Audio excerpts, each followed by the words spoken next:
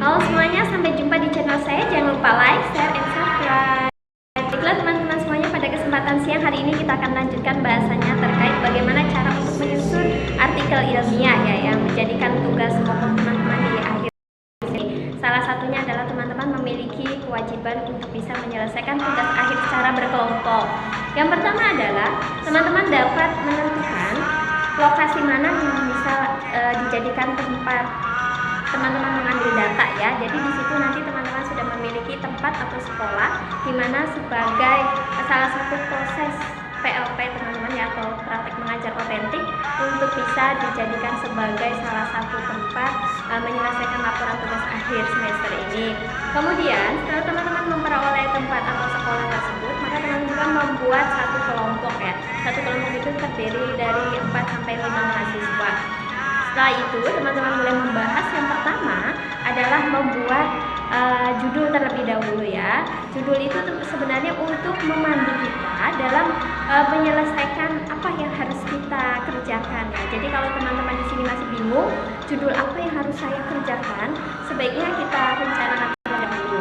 Nah, untuk judul ini berawal dari latar belakang masalah. Sebenarnya masalah yang terjadi pada teman-teman itu banyak sekali ya, konflik di sekolah, tetapi teman-teman fokuskan pada satu pengambilan judul ya. Misalkan contohnya strategi implementatif untuk meningkatkan model pembelajaran learning ya, PBL di sekolah MTS Negeri 1 Lombok. Nah, itu adalah salah satu contoh ya, dimana nanti PBL di daerah Lombok tersebut ternyata terjadi adanya permasalahan yang begitu kompleks, baik dari kesiapan fasilitas, guru, dan lain sebagainya. Dan usahakan dalam membuat judul itu lebih simpel ya, simpel tapi memiliki makna ya. Misalkan teman-teman gunakan variabel tunggal, boleh menggunakan variabel dua variabel ya. Nanti dari variabel tunggal maupun dua variabel ya, itu sudah mewakili apa yang menjadikan fokus bahasannya. Nah, setelah judul ini teman-teman buat sedemikian rupa, jenis dari judul juga teman-teman bisa menentukan jenis yang bersifatnya kualitatif ataupun kuantitatif. Ya, pada intinya ketika teman-teman ingin menyampaikan atau menyampaikan satu artikel tersebut dengan metode kualitatif, maka gunakanlah indikator-indikator atau ciri-ciri ya, yang menunjukkan bahwa aspek kualitas adalah bagaimana mengamati buku-buku penelitian yang bersifatnya kualitatif ataupun kuantitatif. Nah, setelah judul ini dibuat, ke fase kedua atau tahap, yaitu abstrak ya, dalam susunan artikel.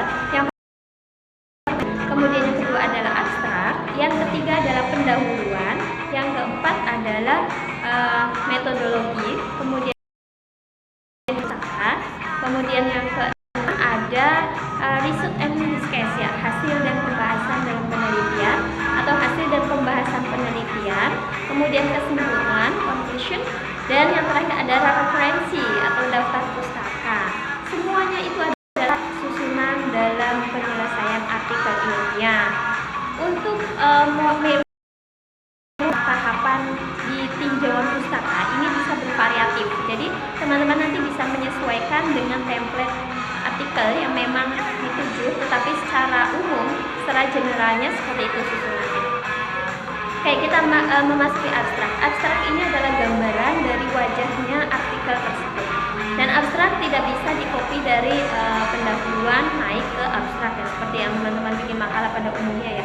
Tetapi dalam abstrak ini teman-teman sudah menyampaikan apa yang menjadikan inti dari penyelesaian artikel tersebut, sehingga abstrak ini memiliki beberapa poin utama. Yang pertama ada yang namanya latar belakang masalah, itu muncul di satu kalimat awal ya. Kemudian tujuan dari penelitian itu untuk apa. Untuk membuat abstrak ini cukup singkat dan padat. Ada yang dari beberapa jurnal ya, itu ada yang meminta 150 kata atau ada yang 100 sampai 250 kata. Ini kan versinya berbeda-beda ya. Itu sesuaikan saja. 150 sampai 250 kata dalam penyelesaian abstrak. Kemudian berikutnya setelah tujuan ya, pertama tadi ada LBM, ada kesalahan yang bisa dijelaskan di bagian abstrak. Kemudian yang kedua ada tujuan, yang ketiga metodologi ya, metodologinya itu menggunakan kualitatif jenis LND.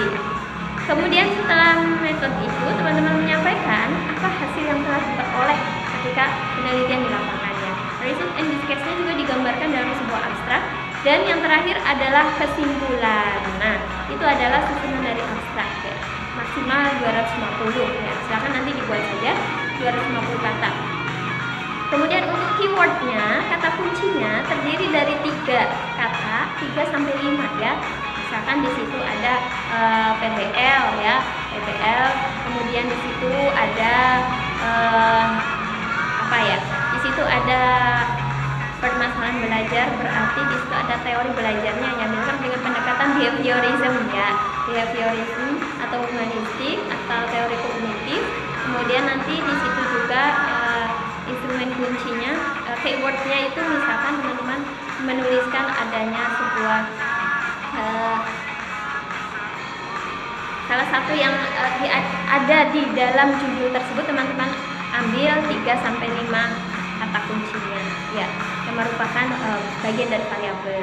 Kemudian untuk bagian pendahuluan ya, pendahuluan ini teman-teman lebih memfokuskan kepada permasalahan apa yang memang terjadi di lapangan itu ya. Jadi kalau ada permasalahan yang terjadi di lapangan, maka silakan gunakan eksplorasinya ya, berdasarkan hasil temuan atau wawancara observasi yang didapatkan. Ini jenis kualitatif ya.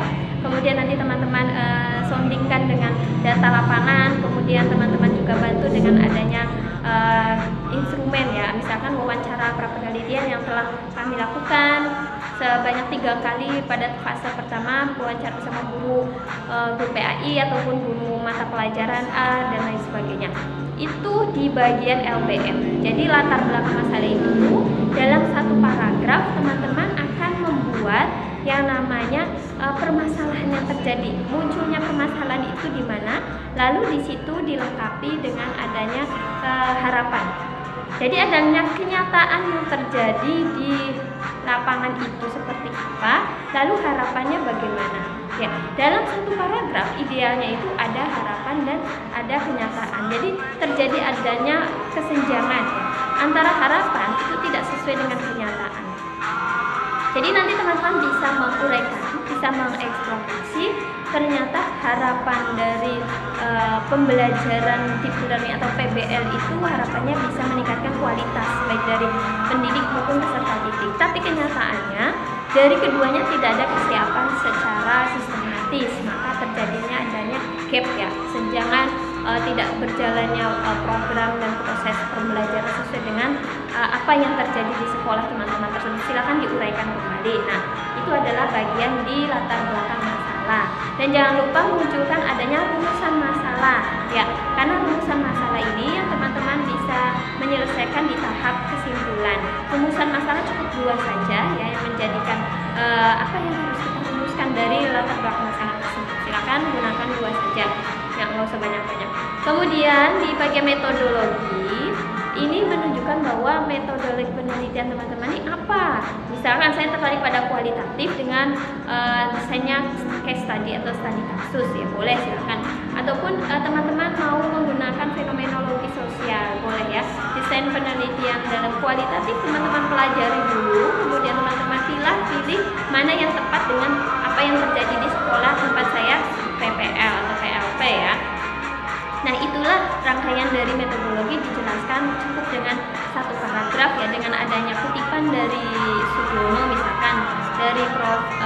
Suarsini Arikunto misalkan ya, dan dari beberapa temuan-temuan yang lainnya juga dimasukkan sebagai salah satu rujukan ya. Jadi teman-teman itu ada dasarnya juga ya. Oke, kemudian berikutnya ada tinjauan pustaka. Nah, di sini tinjauan pustaka teman-teman harus bisa menyampaikan teori yang sesuai dengan variabelnya. Misal tadi PBL ya, cari kutipan atau teori yang memang mendukung adanya PBL ya, pembelajaran blended learning. Kemudian nanti teori dari blended learning ini apa nih? Misalkan saya lebih ke aspek kognitifnya, lebih ada behaviorismnya atau pakai humanistik ya, lebih ke 3 aspek teori tersebut, maka jelaskan di bagian tinjauan pustaka tersebut. Jadi ambil kutipan salah satu teori ahli yang memang sesuai dengan variabel yang teman-teman selesaikan. Nah, variabel ini merujuk pada judul di awal tadi. Nah, kemudian di bagian result and discuss-nya, ini adalah bagian di mana teman-teman bisa menyampaikan hasil dari penelitiannya yang berdasarkan dari hasil instrumen yang sudah teman-teman selesaikan di lapangan. Ya, instrumen ini diantaranya jenis kualitatif berdasarkan dari teknik pengumpulan data, itu diawali dengan observasi, wawancara, dan dokumentasi. Kemudian nanti ada teknik triangulasi. Ada triangulasi data, triangulasi sumber, triangulasi teknik ya. Pilih salah satu teknik yang digunakan. Dari teknik ini, teman-teman nanti akan menemukan hasilnya.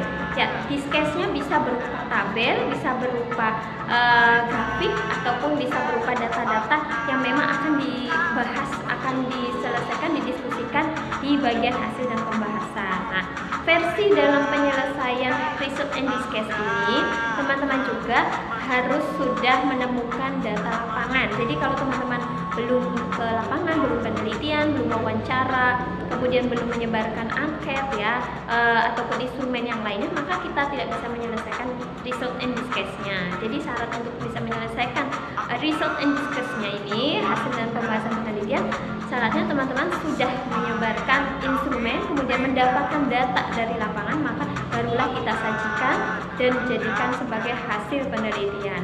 Kemudian terakhir adanya kesimpulan. Nah, kesimpulan ini bukan rangkuman dari tinjauan pustaka, bukan rangkuman dari metodologi ya, tetapi kesimpulan ini adalah bagian dari jawaban rumusan masalah ya.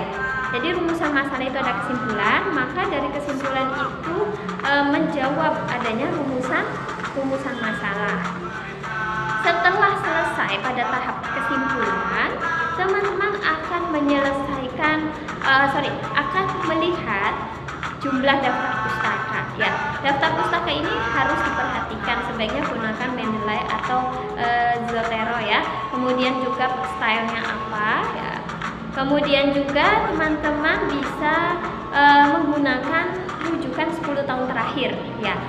Misalkan 10 tahun terakhir itu teman-teman bisa menggunakan beberapa jurnal yang terbaru ya. Misalkan dari tahun sekarang 2025, 24, 23, 22, 21, 20, 2019, 2018, 2017, 2016. Nah, 10 tahun terakhir ini boleh teman-teman gunakan untuk membantu dalam pengambilan citasinya.